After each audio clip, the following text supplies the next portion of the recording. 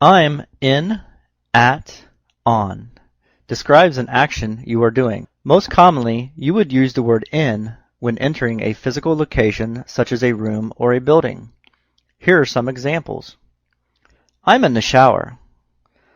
I'm in the lobby. I'm in a car. I'm in a house. I'm in a school.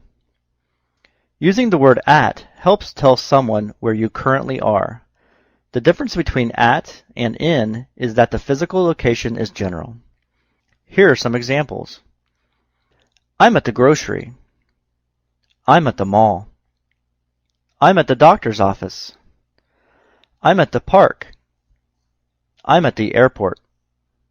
However, in some cases you can use at and in interchangeably. Here are some examples. I'm at the mall. I'm in the mall. I'm at the park. I'm in the park. I'm at the grocery. I'm in the grocery. Using the word on is referring to a non-physical location such as your time being utilized by something else. Here are some examples. I'm on the phone. I'm on my computer.